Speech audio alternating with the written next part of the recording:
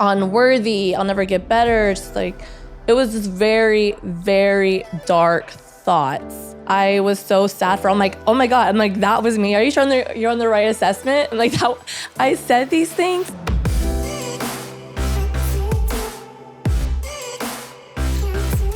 Back in the day, people took advantage of you. In what ways do you think that was happening that you're able to prevent now? Well, just one example you were mentioning earlier, people, they kind of self-sabotage, whether it's drugs, alcohol.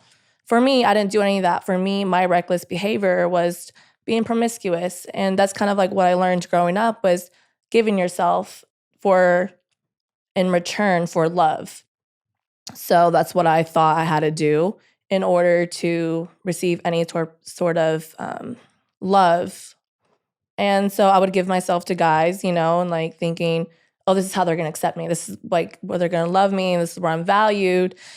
And now it's not like that at all. I'm just like, no, I have so much more to give than my body. You know what I mean? And so that's just one example of how things have definitely shifted for me. You're speaking of something huge here, right? Is like we as people, we learn how to not only give love, but how to receive love from very significant people really early in our lives, childhood.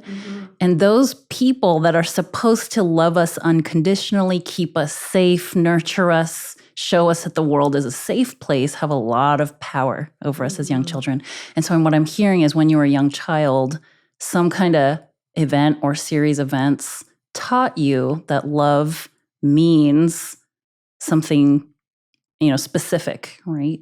So I'm curious, in your therapy experience, how much did you go back and talk about your childhood in that time?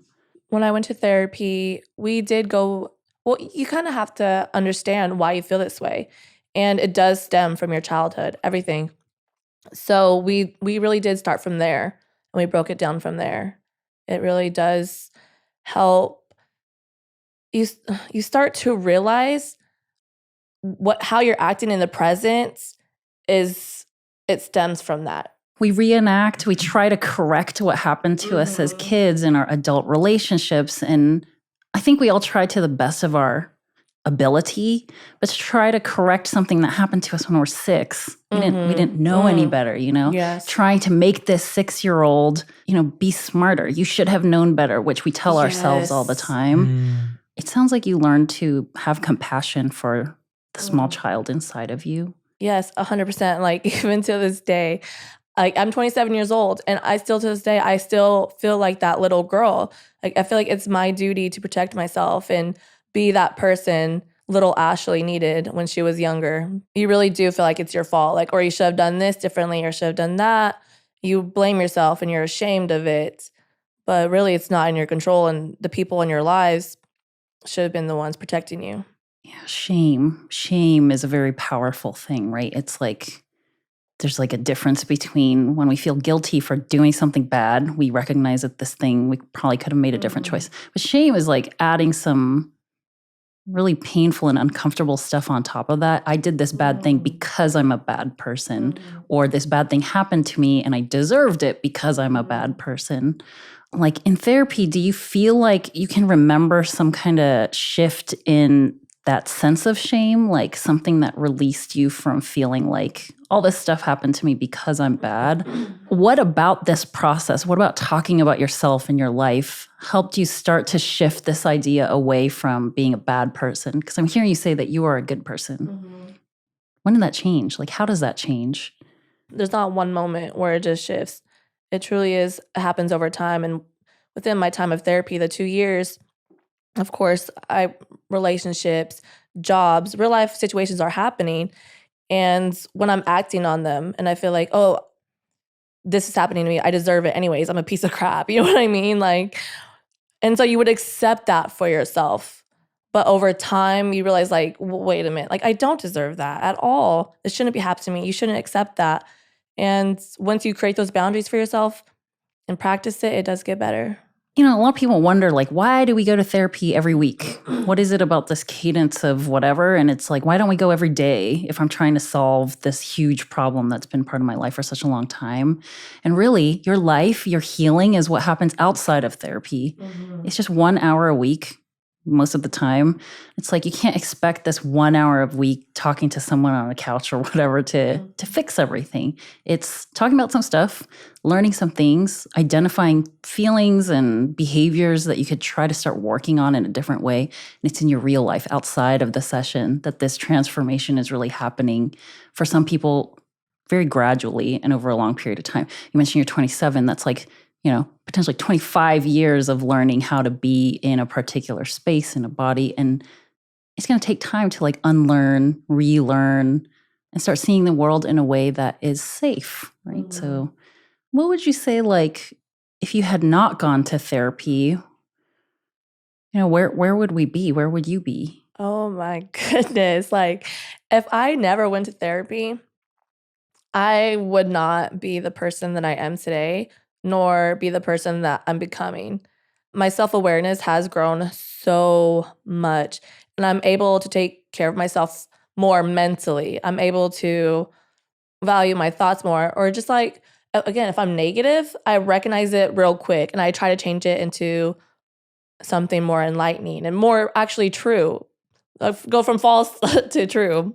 People come to therapy, and over time, after what's called the assessment period, where your therapist is getting to know you and asking you about your family history and like all your school stuff and everything you remember from your family, childhoods, whatever.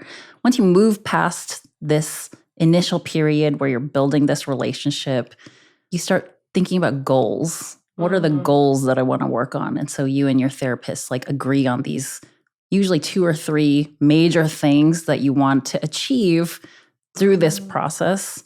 And usually you're looking for something called SMART goals. People talk about this all the time. You want to be specific, measurable. What's not always explicitly stated as a goal is increased self-awareness, but I think that's always going to be an outcome. At least I think most therapists are hoping that that's an outcome for their clients. So I'm really glad that you were able to even identify that that's something that's shifted for you, is self-awareness. Yes, honestly, without my self-awareness, I think I would be so lost, because I do believe self-awareness is the first step. Like, you have to even recognize what you're doing or how you're behaving or what you're thinking about yourself. That's where it's starting, like from recognizing it. So if you don't recognize it, you really can't move forward or even try to get better. You were talking about the assessments, right? And so maybe like every 6 months we would review. And when I was feeling better, I'm doing better, we're reviewing from 6 months ago. And it was so sad. My heart was breaking for 6 months ago, Ashley. And she was saying, I'm referring to her as another, honestly, that's how I feel. It's like, I feel like a new person, like, honestly, but she was just referring to her like as self, like, unworthy, I'll never get better. It's just like, it was just very, very dark thoughts.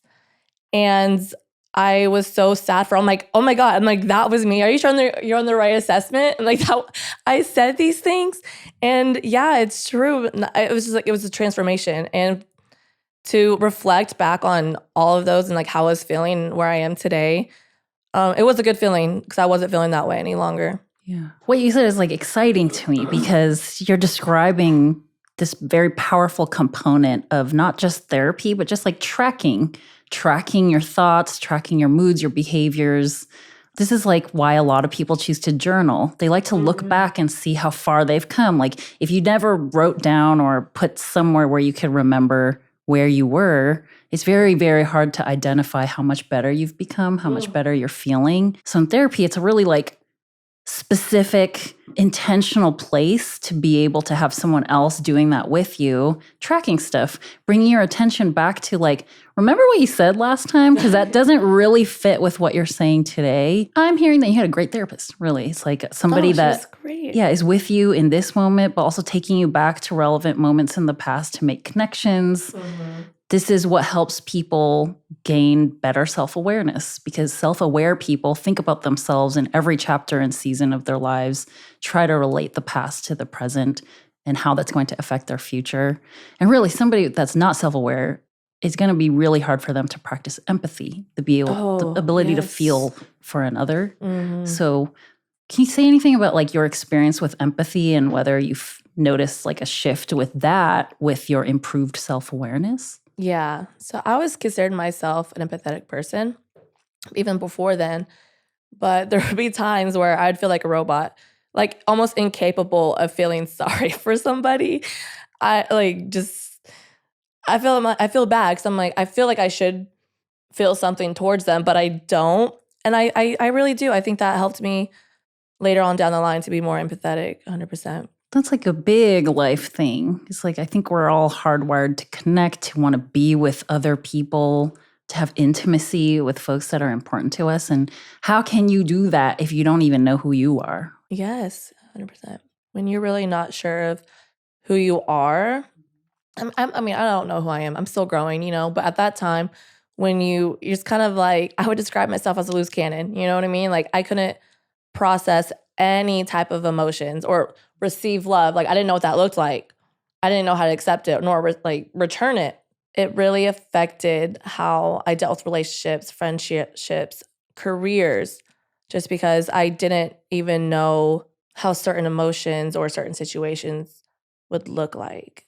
I didn't know what was normal. We have these wounds inside, right, that I think a lot of us want to heal. We attempt to heal them in so many different ways, whether it's substance that helps numb these wounds a little bit, or reckless sexual behaviors where we're trying to connect, where we're chasing intimacy, but it's still a little bit different, or, burying ourselves in work, like all this stuff that we're trying to do to feel normal, like you say. What I'm hearing is like a larger acceptance of just you as you are, that you don't have to perform, that you don't have to be like a specific model of someone in order to be worthy of anything.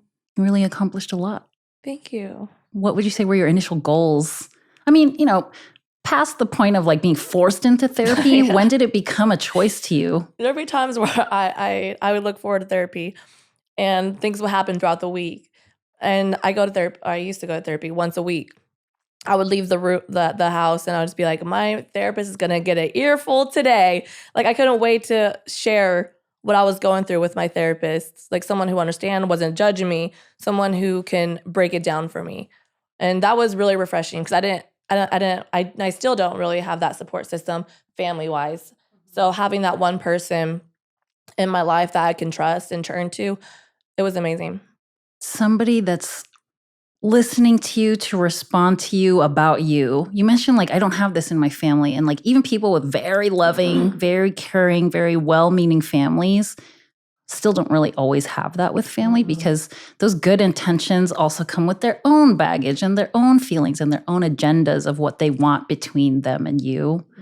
So somebody to break it down, just hear you out, help mirror stuff, right? Like therapists say, like, we're just here to hold up a mirror, right? To help you see yourself a little bit better.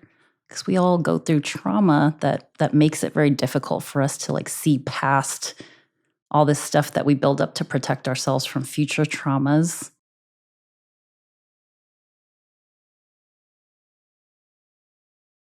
If you want even more videos just like this one, make sure you subscribe and click on the boxes over here. I'm also excited to let you know that you can now get my book, Think Like a Monk, from thinklikeamonkbook.com. Check below in the description to make sure you order today.